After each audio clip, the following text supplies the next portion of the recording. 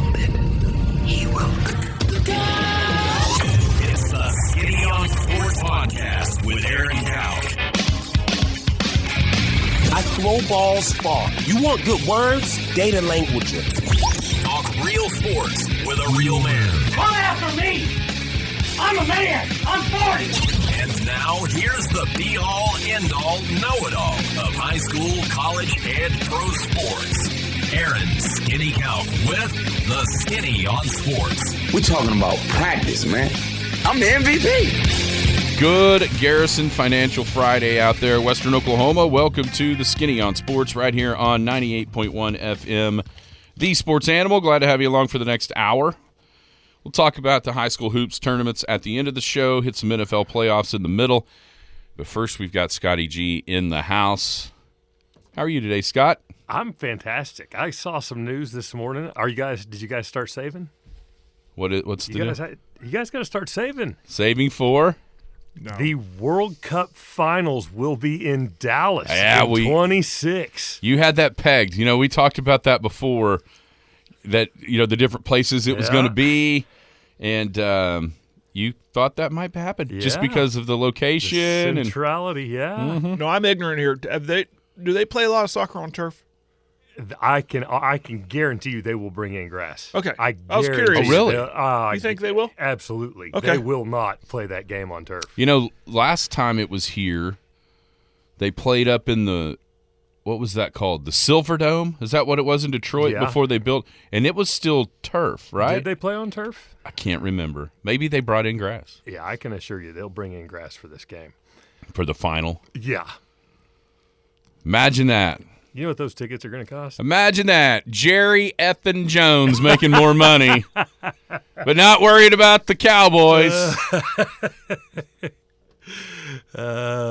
Yay! Now, he was pretty upset after the game. Wasn't he? He was so mad he brought back Mike McCarthy. Boy, he was mad, wasn't he? He was super upset. Oh, I'm not even going to sit here and say I told you so to you. Yeah, you know, I did. I told you guys. You know, a little bit of misinformation out there on Facebook Sunday afternoon by you. What are you talking aimed about? At me. I did not ever say the Cowboys were winning the Super Bowl. I did say they would get there, but I did not say winning the Super Bowl. Little fake news going on Scotty G's Facebook. They would get there. Now, somebody did say they would. That means you picked them to win 3 more games than they won. Somebody did say they would win the Super Bowl, but it wasn't me. I didn't say that. Yeah, you did. Beat the Bills. No, I said I'll get the receipts, man. I never said Bill, that I they even would gave win both the of you a Super chance Bowl. last week to walk it back. Here's the deal. You can't, once you make those predictions in the preseason, you can't change in the middle. Especially when you get to, That's true. For me, I had the 1 seed in the AFC and the 2 seed in the NFC. I can't change that. It'd look brilliant if it happened. Yeah, now I look like an idiot. That's true. The question is why you picked Dallas at the beginning of the year. It all worked exactly like I said. They'd win the division because nobody ever wins that division back-to-back years. That means they've got home playoff games, of which, 16 straight inside Jerry World. Until that. How many playoff games have they won in the last decade? There's a couple. It's Baker's got as many as Dak. I saw that stat. The Packers have won more postseason games in Jerry World than the Dallas Cowboys have. 3-2. Baker's got one more than the Browns have. Oh yeah, it's since like 1995. Yeah. Yeah, Green Bay's won one more playoff game in Jerry World than the Cowboys. They beat the Cowboys twice, and then they beat your Steelers in that Super Bowl when it first opened. Yeah. 3-2. Green Bay over Dallas in their home stadium. I thought I was over it. The Jerry Jones. Here's the deal. And about the time. Thanks for coming in, Scott. About the time I get over the Mike McCarthy thing, that they're really going to run that back. What pops up on my. I wake up this morning, checking to see if the Thunder won as I went to sleep, on Twitter, see if they won. And what pops up? It's this video of the 2014 NFL season. It was actually in 2015 when the NFC title game was played. You know who played in that? I have no idea. Green Bay and Seattle. It was 19-7 Green Bay with 2 minutes and 14 seconds left in the game, and they lost. Who was the coach of that Green Bay team? Mike McCarthy. Man, Now, it wasn't his fault that whoever the guy was to catch the onside kick literally just dropped it, and Seattle got it. But still, I can also roll that over to Mike McCarthy. So this isn't just a Dallas. This isn't just when Dak is his quarterback. He had Aaron Rodgers as his quarterback for Aaron Rodgers' entire career that mattered, and he made one Super Bowl. You have to try to do that. Can I ask you a question? Did anybody in your house talk to you at all on Sunday? Oh, I turned the game off. Did they? I mean, I kid you not. I turned the game off. Here's what happened. Green Bay gets the coin toss, and I'm thinking, okay, they're just going to, defer. Every team just defers. And then they said, no, we want the ball. And I went, uh-oh. That's a good idea. LaFleur's got a good idea here because the last thing you want to do is get behind the Cowboys. And so if you take the ball, you might go score. And, I mean, they went right down and scored. And where does the camera go? After the first possession, Dallas hadn't even had the ball yet. And the camera goes to McCarthy, and he's got that dumbass look on his face that he has in every playoff game of, I don't know what to do now. Now, can I ask you? I don't know what to do. And then Dak, of course, that's what I was about to say. And so then they, get around. When Green Bay's most valuable player is Dak. Get around you really midfield. Put all this on McCarthy? I can because, and it goes back to Jerry too. We're not going to excuse him, and then you get right there, third down and 5, a play that they've ran all year long that has been complete for not only first downs. This one might have actually went for a touchdown if Dak waits a half a second longer for CD to clear the linebacker. Instead, he panics, fires it out there. Should CD have caught it for a first down? Probably, just because he's so awesome. But, I mean, he was way out there.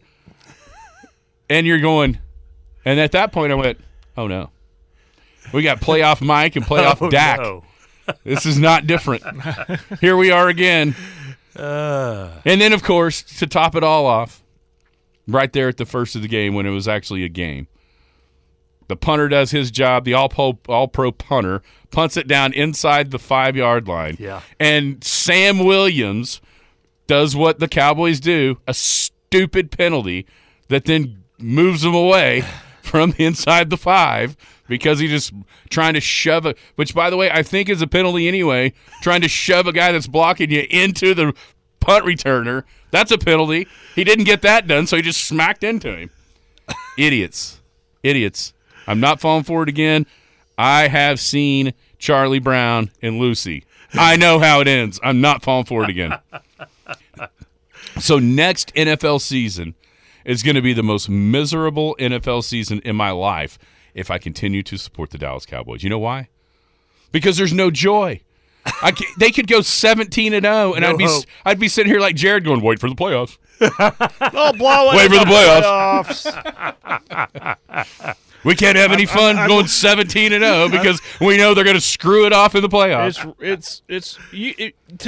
You can just sum it all up. Just watch Randy Quaid in the Major League movies. He's, this is our year. This is it. Then at the end of the season, back the truck up. Don't blow it in the playoffs. That's Dallas Cowboys. Little water boy. Oh no, we suck again. Yeah, except for and I can tell you what's going to happen. Have you seen that meme where it's like this circle and it's got the star in the middle? I have not. Oh my gosh, I think I've got it saved in my pictures. Here it is. I didn't realize you had so much passion. Here it is. About this loss. Here it is.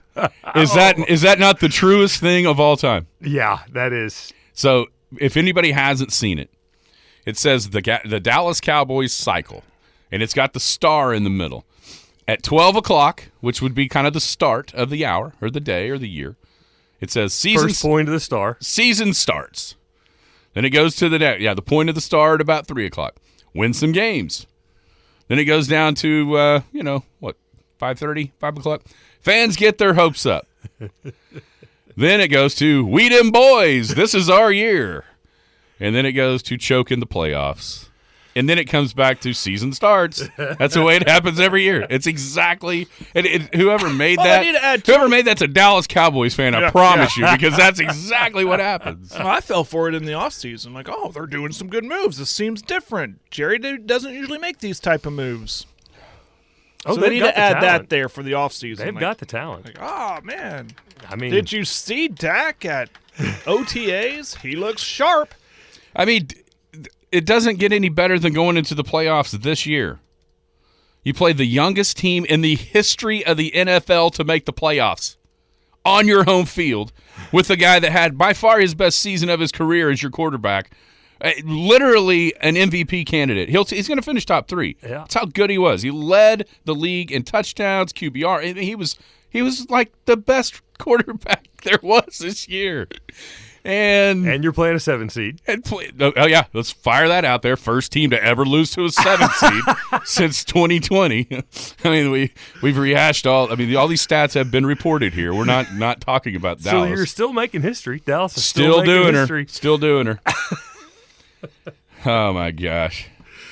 So who you got? So who you got now? Where are we going now? Baltimore. You're picking Baltimore. I picked Baltimore to start. To get there from the NFC. And you want to talk about scaring me to death, because the same problems that Dallas's quarterback has in the playoffs, the Ravens quarterback has had those same ones, even worse. Yeah. You know, that I saw that Todd Furman tweet the other day. I sent it to Jim, and he talked about it. Lamar's he's got the 5th largest negative differential from his regular season quarterback rating to his playoff quarterback rating, 5th worst of all time. He's 0-2 against the spread as a home favorite in the divisional round, straight up, and against the spread. But yeah, I'll take Baltimore. And listen, it's San Francisco. But I really, I hope it is. I would love to see the Lions. The Lions are fun. They are fun. You know why they're fun? They're exactly the opposite of the Cowboys. They're exactly the opposite. Well, they definitely have us against the world mentality. Yes, and they're not soft because their coach is awesome. Yeah. But you're not cheering against Baker. Nah, I mean, I just think here's the deal. Like I said last week, teams kind of have like they kind of go in the playoffs, except for Dallas. They're the only team that perennially, a lot of them they kind of achieve to where they are. Like Philly. Philly obviously had problems all year long. They won some games that they shouldn't have won. Yeah. It was like your Steelers. Even when they were 10-1, they were. It was just like your Steelers in 2020. They started out 11-0 and then kind of fell down with the COVID. I mean, there's a lot of stuff around that season, but going into the playoffs, you're like, uh-oh. Yeah. This team isn't. Ben was done. He was done, yeah, exactly. And Hurts, I think he was hurt. Mm-hmm. Not even the finger as much as you could, when he would move out of the pocket to try to get away, it looked like an old man. His demeanor. And all that. There was just something wrong. Do you think the tush push stuff, do you think the brotherly shove took a toll? I think his coach is an idiot. Yeah. And I think those two don't get along. Yeah. I mean, you can even go back to the Super Bowl last year.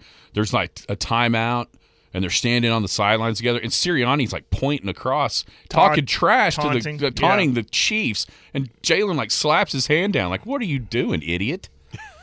Got another half. I think you've got a coach there that was completely propped up by two coordinators, and now you're seeing him without him, and it's he does not look very good. No, he doesn't. And now his stuff. Last year it was just a Philly guy. That's cool. You can be fun loving, talking trash. Philly, that's what they do. And now it's what a jerk. He's an idiot when they're losing. You know what I mean? Yep. And so that's kind of where that is. I tell you what, the thing that you talk about your Ravens, the thing that gets me, man.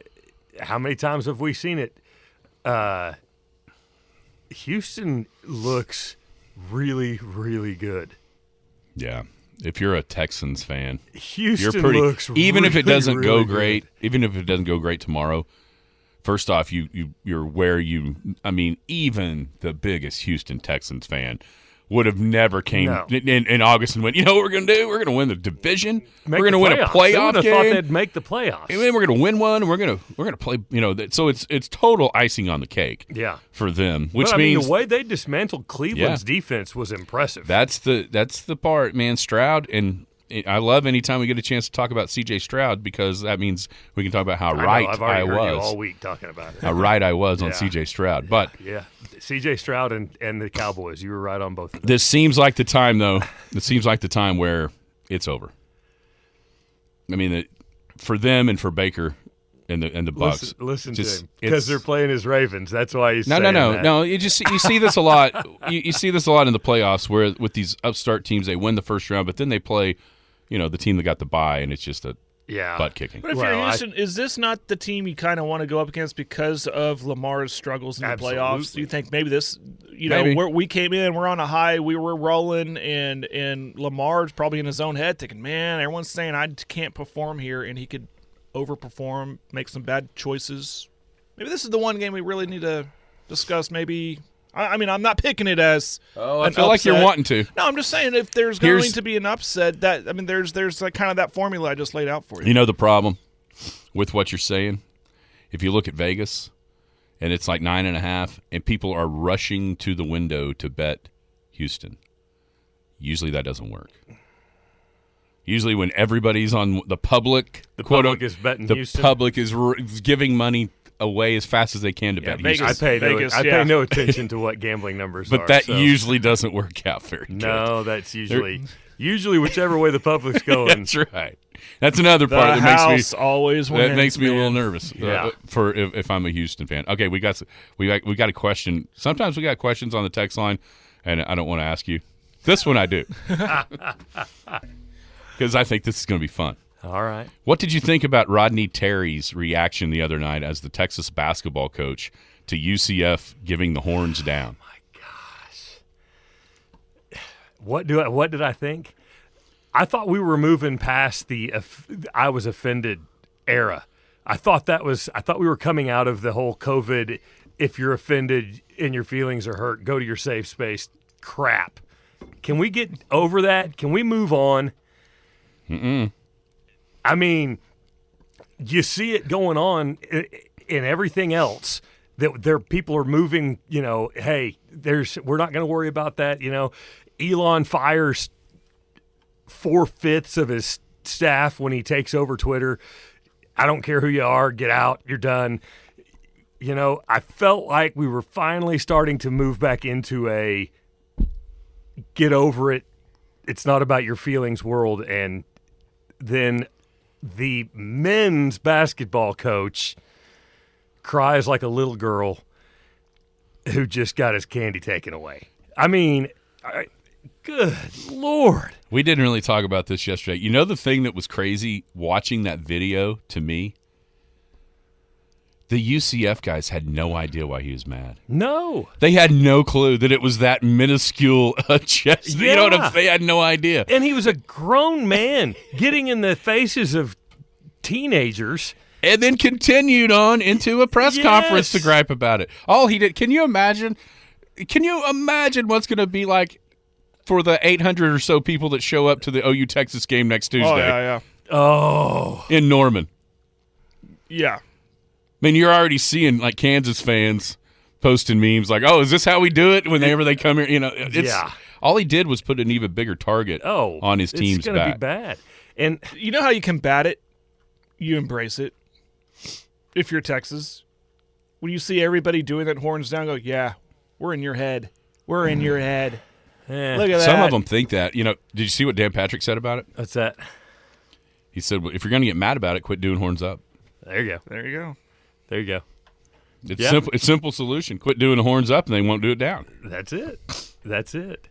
All right, no, I feel so bad for my son and his entire generation that they didn't get to grow up in a burnt orange makes me puke era. Yeah. I mean, how cool were the 80s, man? When Bosworth wears a shirt out to the coin toss to the game that he is banned from, mocking the organization that banned him. Yeah. That's cool. And now we're at that's not very nice. There was literally a game played between Oklahoma and Texas where if an Oklahoma football player did that gesture, it would have been a penalty. Yes. We have lived in a world where that was true. Here's a good one on the text line. Wait till Texas goes to the SEC. You think LSU fans are going to go, oh, never mind, we're not going to do it. Not going to do that one. You think it was bad when some players from Tiger Bay. Yeah. Wait till the SEC. Oh, Yeah. man. All right, let's talk a little bit about ratings and money. All right. We've had a promo running about the Peacock stuff. Yeah. 27.6 million is what they're reporting. I'd seen 23 earlier in the week, but 27.6 is what NBC Comcast is reporting that watched that game on Peacock. Do you have any idea what it cost them to put that game on Peacock?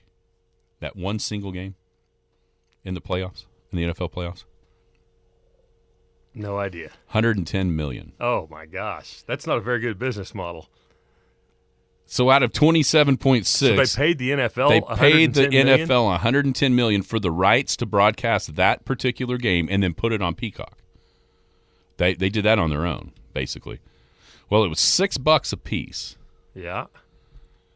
So out of 27, You've done the math. Okay. yeah, out of 27.6, that's what, 170 million. It's at least $6 a piece. There's two levels to this. Okay, but we don't know how many of those 27.6 had to subscribe. Or Yeah. who was already And who was already existing. there. Yeah.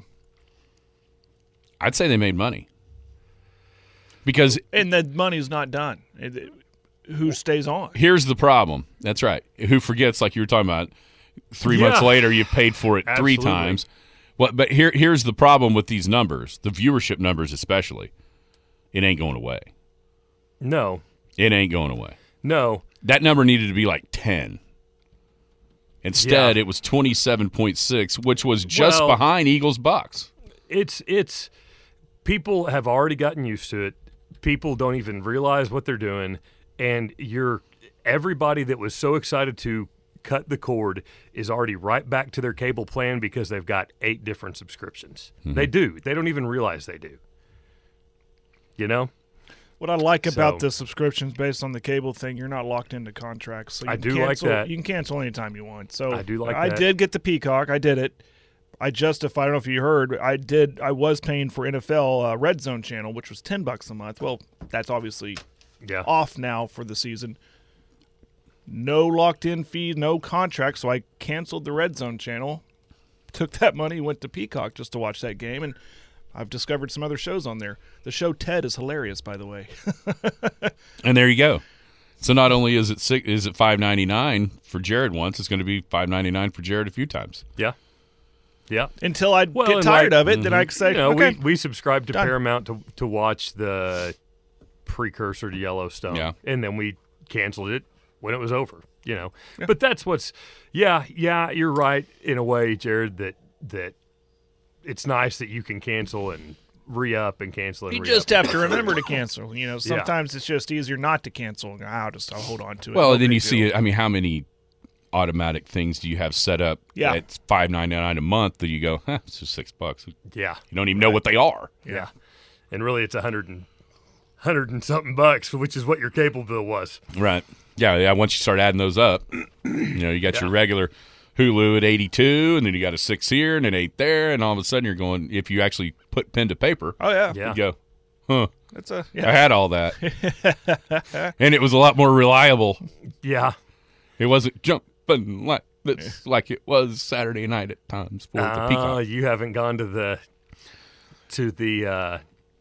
Wasn't Fiber? I'm not me. going to name any names. The Wasn't fiber, me. It wasn't. fiber It internet wasn't yet, not huh? at my house. It was not. I was somewhere else. Well, the fiber is outstanding. See, it's funny because the one that everybody doesn't like, I have at my house, and we have it. There's zero issue. Maybe it's because everybody's off. But we've never That might had be. it. Yeah, less we haven't traffic. had it. We've been there since June, Yeah. and we have not had. Maybe I it's because mean, everybody left it. anything wrong. I'm talking. Of course, I mean we watch TV, Yeah. and maybe some different things going, but there's not even like pause. Like it doesn't even spin. I mean, it's That's good. ours. That's is, good. We haven't had that same trouble. Okay, last thing. Happy or sad? that your coach is returning, your coach being Mike Tomlin? Don't walk away like he did. Answer the question. Did you see him yesterday? I thought yesterday was pretty awesome. Yeah. Where he said, I'm in a better mood. You can ask me about contract. Yeah. Happy or sad? I don't know.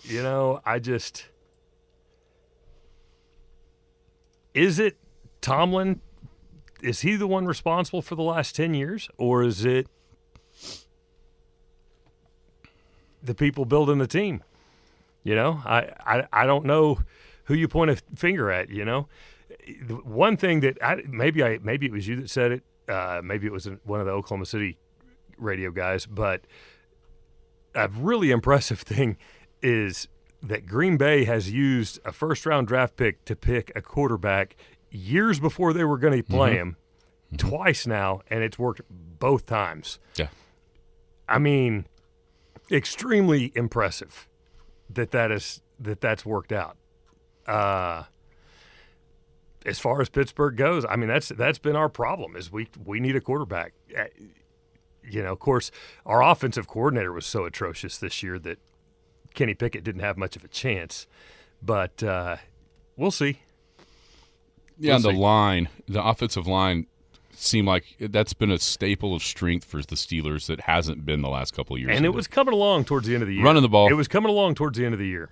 I think they ran it the best in the league for like last 6 games or whatever it was. It was starting to gel. So we'll see. We'll give Tomlin another year. We'll see what happens. Got a lot of talent. I think they've got the best defense in the league for the last 3 years, but got to score points. Got to get them off the field. Mm-hmm. Well, here's a fun stat for all those people that worship Dan Quinn. Oh, my gosh. This is unbelievable. What do you think the Dallas defense allowed points per game this season against teams with winning records?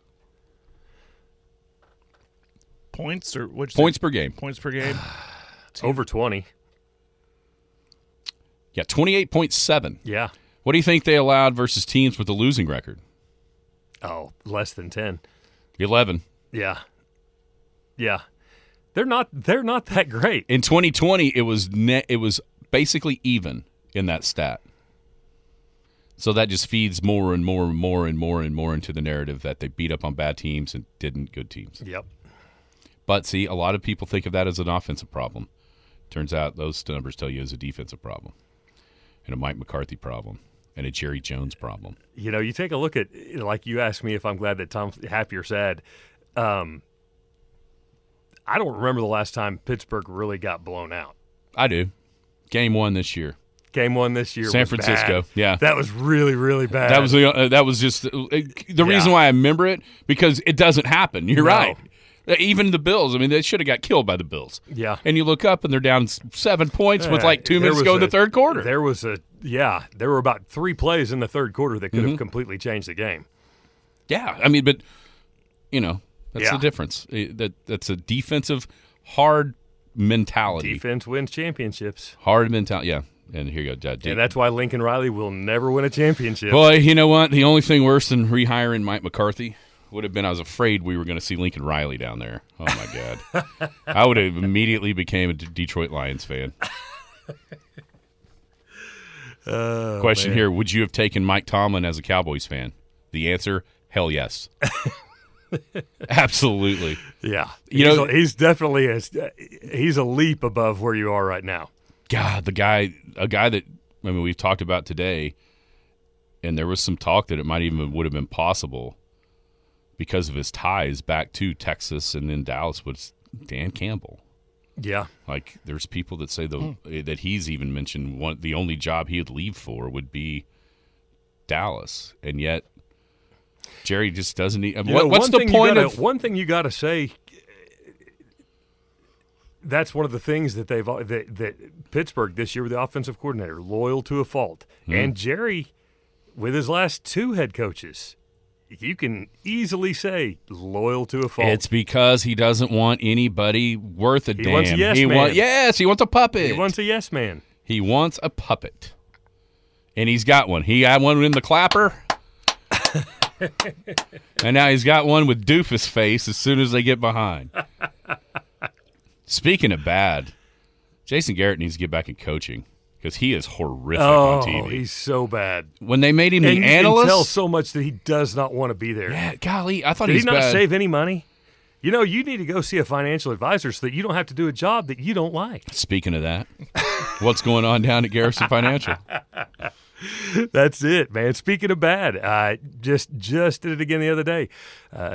Gentleman was sold an insurance product as a savings tool. I showed him how we can 10x the savings and cut the insurance costs by about 3/4.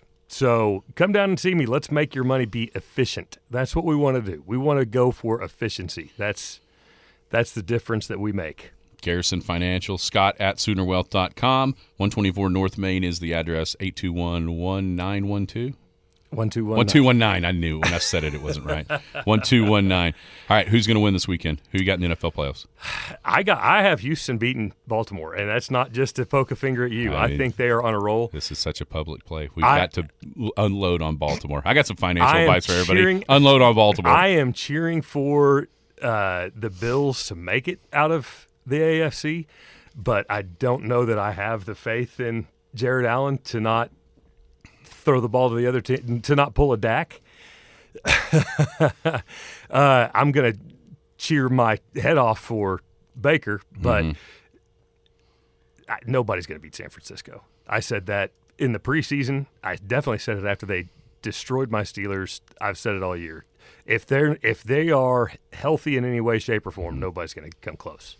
They might win the Super Bowl by 20 points. They might win every game of the playoffs by 20 points. It'll be back in the day. It'll be like the mid to late 80s, early 90s. Joe NFC. Montana. Yeah.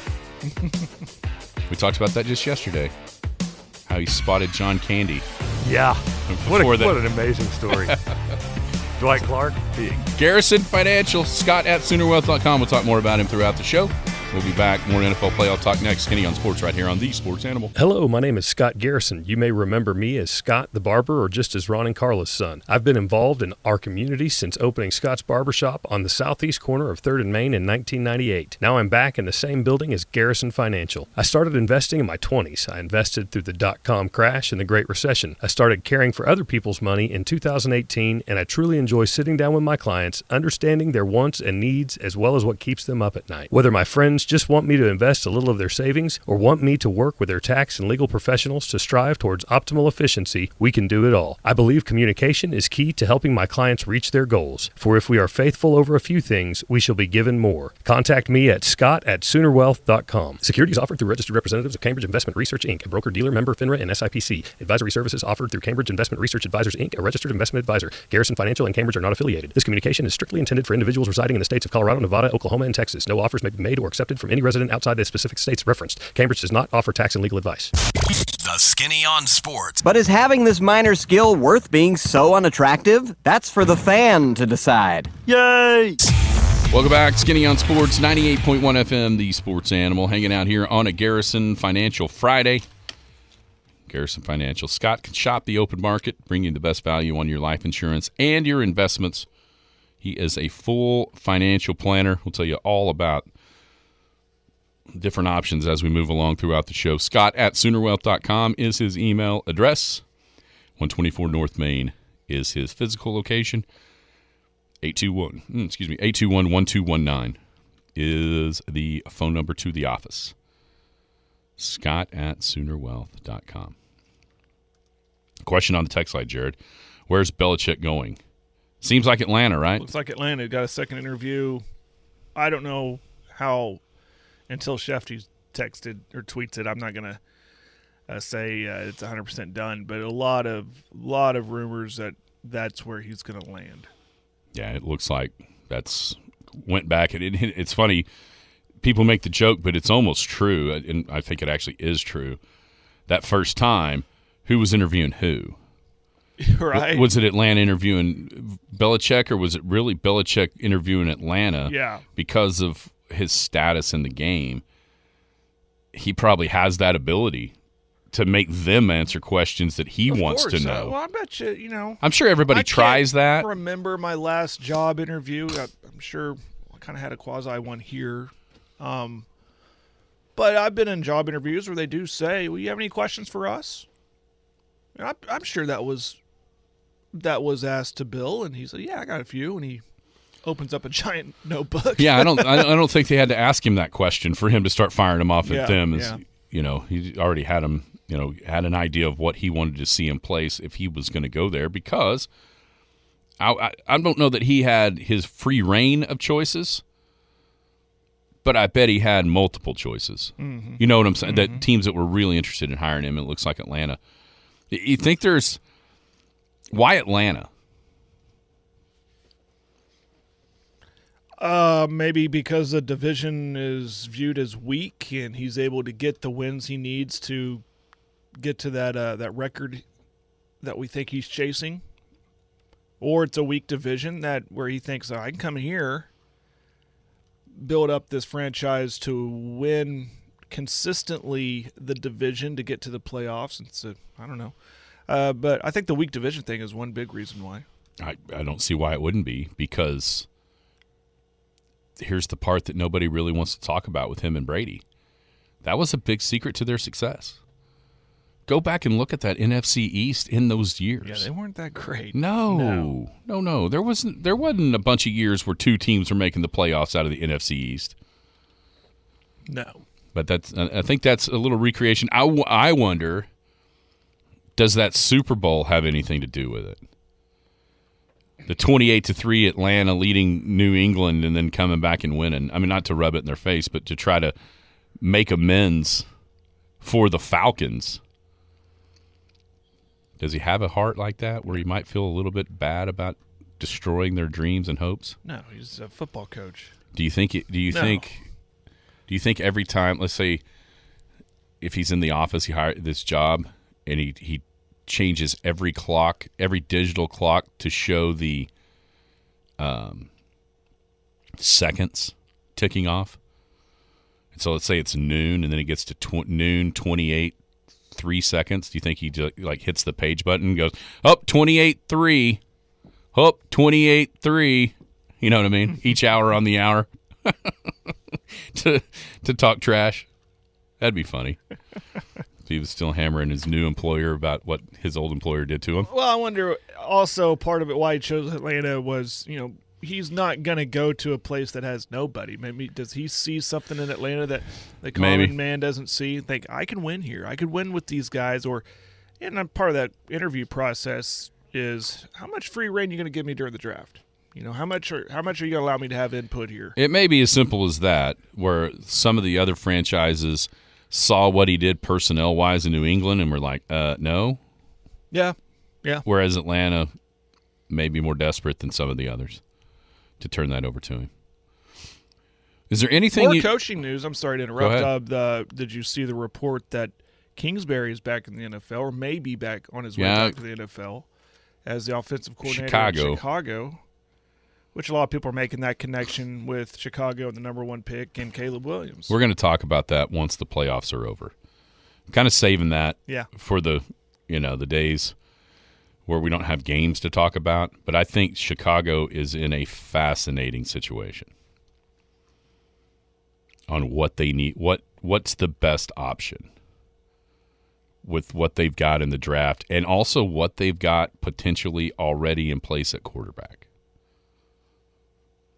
I think this is a really, really fascinating test case, and it's going to be something that's going to be paid attention to no matter what they do. This is going to be one of those things that's followed for years to see if they made the right choice with whatever they do. It's kind of a no-win. It's kind of a no-lose. Depending, it's just there's a lot moving there, and you never know exactly what's available with reports and what really is true, what really is smoke, and that'll just build, I think, as we get further along.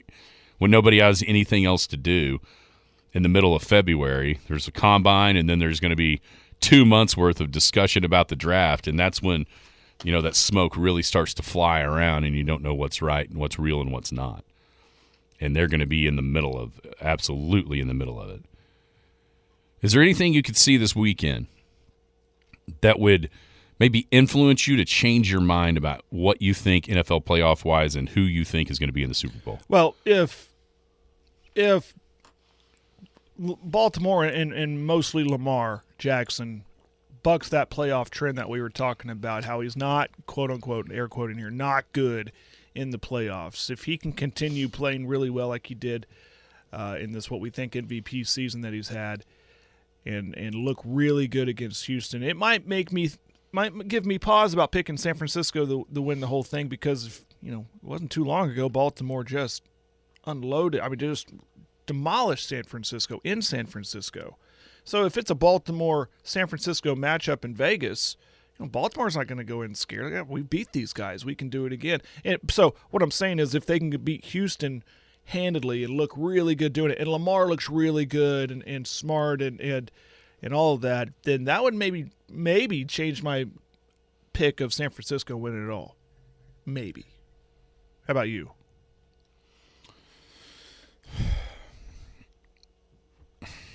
Probably not.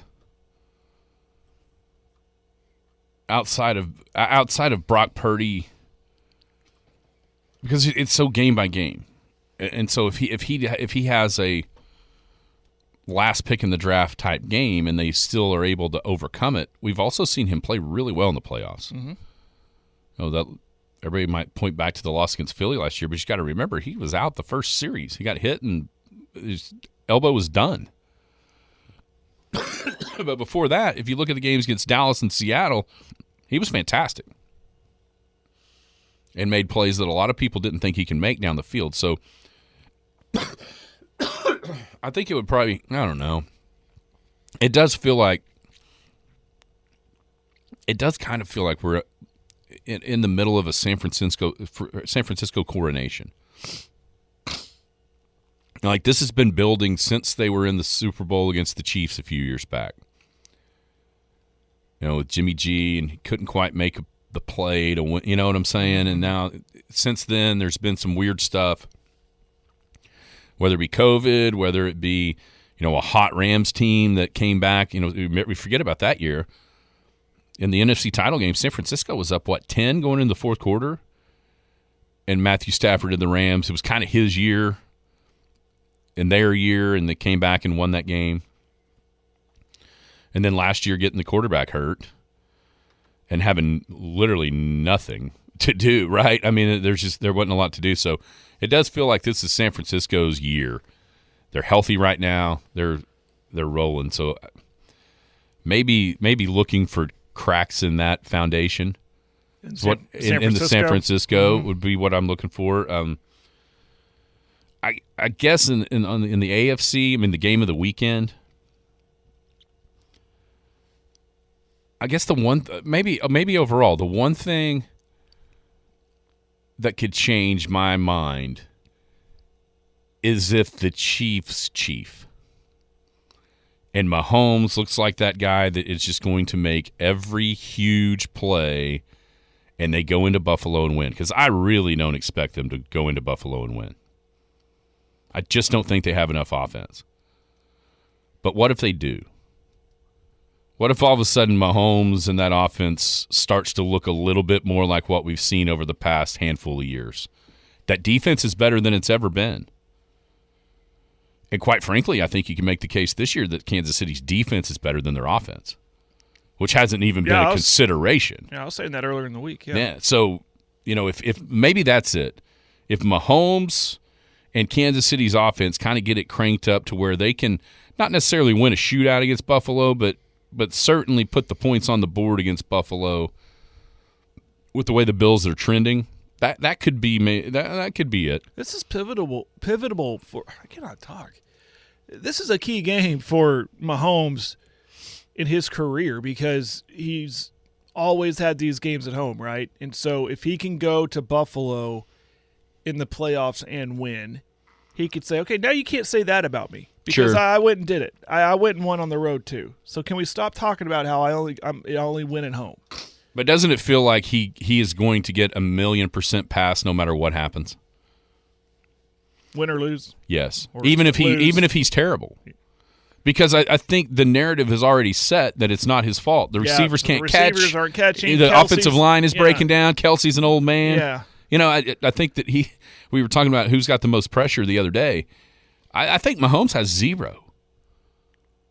Now, fast forward a year, if they're on the road and it doesn't go well, all of a sudden, if he's 0-2, then those questions will really start to pop up, and all of a sudden, the next time they play on the road, he will have the most pressure on him of any quarterback, no matter what the situations are around him. Mm-hmm. But it's like a free pass. It's like a free-willing opportunity, which if I'm a Buffalo fan, that would probably scare me to death. Because your quarterback has the most pressure on him of anybody in my mind. Even more than Lamar. Mm-hmm. Yeah. And so you've got a 0 pressure Pat Mahomes against a pressured up Josh Allen. That's a recipe for it not going well. In my mind for Buffalo. Right. Do you have a problem with weather affecting these playoff games? No. It adds to it. It adds to the fan. For me as a fan, and I was about to ask that question. What I like about this Buffalo-Kansas City game, potentially another cold game. They'll have the field clear. I don't even know if the forecast will snow during not bad. the game. No. Like sunny and like 25. Not bad. It's not Good. terrible. Yeah. What's great about this is both these teams they're like, hey, we both play in cold. We don't care. Mm-hmm. So no, it doesn't bother me. It just that's what's fun. Man, I loved talk about the 80s. I loved growing up, early 90s, turn on the game on a Sunday afternoon and seeing snow somewhere, That was fun for me, and it's still fun for me. So the weather thing, no, that's just part of the NFL, man. Just part of it. You think about those, if it's LT or the Bears or whoever, those ferocious defenses, there's something about even seeing it now. There's something that makes it even more scary when you can see their breath. Yes. It's almost scary. When you watch NFL films that slow down a little bit, and you see him, it's like, oh my God, that guy looks like a bull. He's going to come get me. Yeah, it's awesome. I love that. Yeah, there's something a little bit different there. I mean, you know who doesn't get enough credit for being a tough guy? Do you know who Rich Karlis is? No. Rich Karlis was Denver's kicker the year of the drive. Okay. And he made the game-winning field goal in overtime. But you know what was crazy about Rich Karlis? He kicked barefooted? He kicked barefooted. In Denver? No, it was at Kansas. It was at Cleveland. But there was kind of snow, and it was cold. Yeah, Rich Karlis, he doesn't get enough credit for tough guy in that deal. Balls, man, when it gets how hard that'd be? Yes, they're hard. They get hard. Those balls do get hard, Jared. Do you think the weather's going to affect Baker as cold as it's going to be in Detroit? For 20 seconds, yeah. I think he'll get over it, though. I think he'll be all right. Unless he just has poor circulation in his fingers, I think they'll warm back up in the hour and a half that he gets to warm up. He went into training last night. He was at a Tampa Bay Lightning hockey game. So he was he was at a hockey game. A little cooler in those arenas, I think. All right, we'll take a break. We'll come back, hit the high school hoops from yesterday. Look forward to today. Some good ones coming. Good matchups. And one of the teams we've been spotlighting played probably as well as anybody, considering the matchup and the domination that they put on the team they played.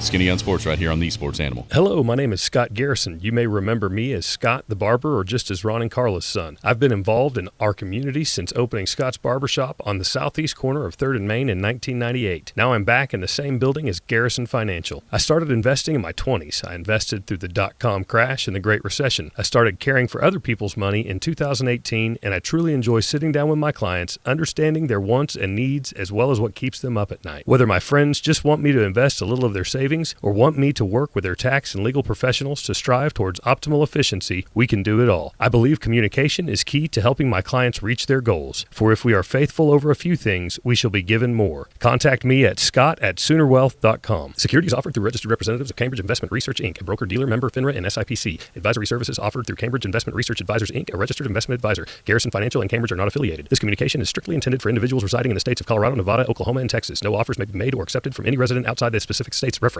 Cambridge does not offer tax and legal advice. The Skinny on Sports. Mark. Yeah. Ing. Yeah. Welcome back. Skinny on Sports, 98.1 FM, the Sports Animal, hanging out here on a Garrison Financial Friday, finishing up. You know, if you like to dabble, you want to manage your stuff, but you're just not quite sure how to get it going, just go visit Scott. He can charge you by the hour. He'll set up a plan that then you can go and manage on your own. Or he can just, manage your stuff as well. That's a really cool thing for there's certain people that kind of like to watch it, like to get involved or would like to get involved. They're just not exactly sure how to get started. He can do that for you. Scott@SoonerWealth.com is his email address. Stop by at 124 North Main or give him a call at the office, 821-1219. Appreciate Scotty G's appearances each and every week right here on the Skinny on Sports. All right, Jared, what happened last night over at the West Central? Looks like we've got a juicy finals matchup coming up on Saturday. Yeah, the Canute boys got beat pretty bad by Sentinel. Sentinel, that was just a case, I think, where Canute had a really bad night and Sentinel had a really good night. And Sentinel's playing really, really good lately. They put up 100 against Burns Flat. They put up over 80 last night against Canute. I'm trying to balance this where I don't want to take anything away from Sentinel by saying Canute didn't play a good game. But Sentinel's a really good team. They're ranked third, 20-0. Snowden has them rolling. They got some great young guys over there that can shoot it. They play good defense, great transition offense. So they're a good team. And Calumet, Arapahoe Butler still kind of gave Calumet a fight last night. Calumet will pull away and win. So that does set up number 1 Class B Calumet, number 3 Class A Sentinel in the final on Saturday night, 7:40. A lot of people are going to show up for the earlier games and hang out for that one because they've had some good battles in that building for that title, and I expect no less. So should be a good one right there. Canute boys play for third place against Arapahoe Butler at 5 o'clock. The girls' games yesterday, I be honest with you, Hydro Weekly won. It was the consolation semifinals yesterday. And I'm going to say Corn Bible.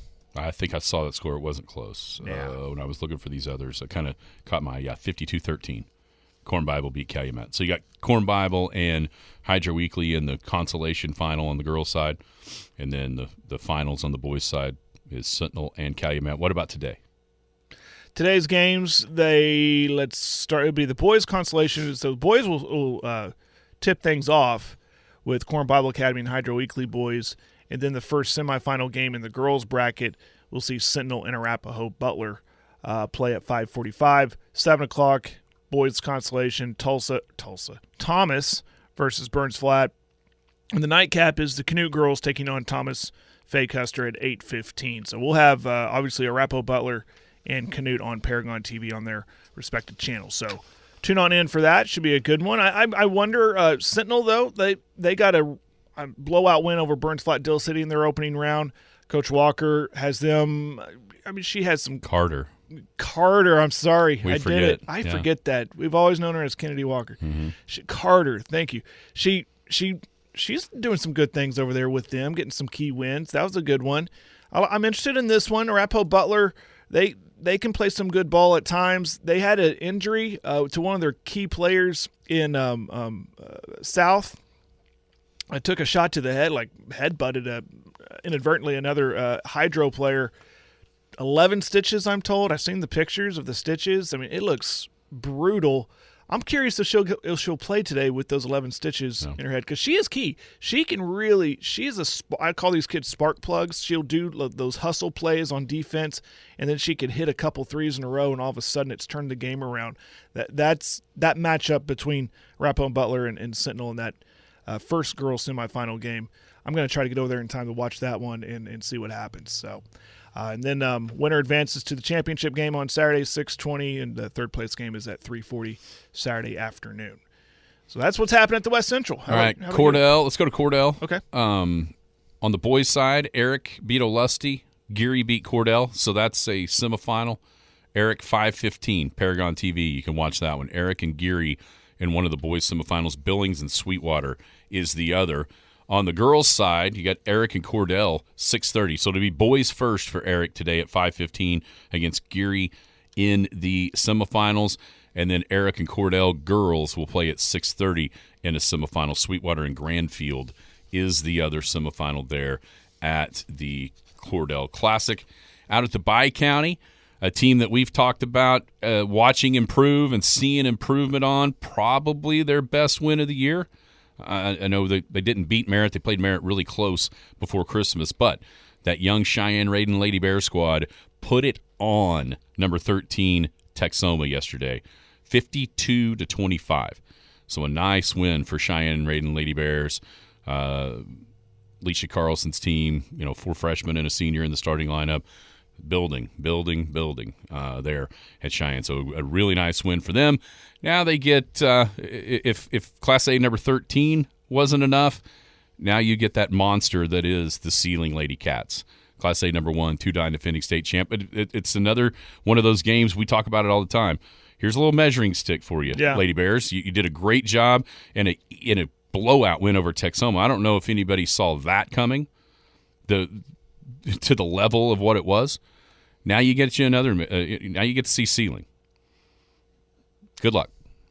But it's just you want those games. You do. Yeah. You absolutely want to see. You're especially as young kids. Great job. Now look at this. This is what we want to be. Right. In what the Ceiling Lady Cats are right now. And then a juicy quarter or a semifinal on the other side of the girls bracket. Class B number 3 Hammond, Class 2A number 4 Merritt, as Merritt beat Blair 63-6. Hammond beat Laverne 64-25. So you get Hammond and Merritt. We saw that 3 times last year. Merritt beat them every time. Can they continue that? And then, we've seen Hammond, just for me, just curiosity killing the cat over here. I would like to see Merritt and Ceiling in the final, just because we haven't seen it. Mm-hmm. Hammond and Ceiling played last Friday. I want to see Merritt and Ceiling. See what happens. You know what I mean? Yeah. And it's no offense to anybody out there. Hammond, Cheyenne, no offense. I'm just curious at how that game would look. And then on the boys' side, Texoma beat up on Blair. Merritt led, were behind, and then came back and beat Laverne. So it's Texoma and Merritt in one boys semifinal. Hammond stayed close to Class B number 2 Duke for a large part of that game. But as you said, the Tigers hit some threes down the stretch, and they win 32-23 over Hammond. So you get Duke and Ceiling. That's a pretty good one in my mind. Even though Ceiling's record may not be as good as probably what it should be, they are also they're going to be good. Mm-hmm. That's going to be some good stuff with Duke and Ceiling there in one of those boys semifinals. Some good games down at the Tri-County. Probably the best first round of any of these as far as competitiveness in the games. I mean, you had some overtime games. You had some close games. It ends up on the girls' side. Arnett will play Hobart, and Leedy will play Navajo. We'll have the Leedy game, 3:20 against Navajo in the girls' semifinals. Boys' side, you've got Leedy and Mangum, Frederick and Hobart. Leedy boys at 7:20. So there's a gap there. Leedy girls at 3:20, Leedy boys at 7:20. And then I'm headed back to Washington. The Big Elks, man, I'm gonna tell you, I don't know what the matchup would look like. With North Rock Creek and Weatherford, there's a clear size advantage for Weatherford with number 1 and number 2 in Class 4A. North Rock Creek, though, they could go. They kind of pulled away. The Elks played a really good first half, only down 16. I mean, that's what's crazy about it, right? It felt like you played really good. And you're down 16. Still down 16. Yeah. And then it went from a half-court game to a full-court game, and North Rock Creek kind of ran the Elks out of the gym in the second half for an 84-40 win. So North Rock Creek advances. The Elks will play in the consolation bracket today, 155. It'll be a Western Conference foe, as Cache was knocked off by Washington last night. So Big Elks and Cache, 155 in the afternoon on the consolation side over there at the Rocky Clark Invitational in Washington. Elkettes, man, another game where you just see growth. They played, like Coach Ham said in the post-game interview, probably the best half, putting 2 quarters together in that second half against Broken Bow yesterday. Broken Bow had a girl, Tyson Woolsey, 6'1" freshman. Watch out. That's going to be a name that you're going to know by the time 4 years or 3 years from now. Yeah. She was very good, but the post players from Elk City held their own, especially in the second half. Emily Lawrence hit a couple of huge baskets when in the part of the game where the Elkettes were kind of widening the gap in the late third, early fourth quarter.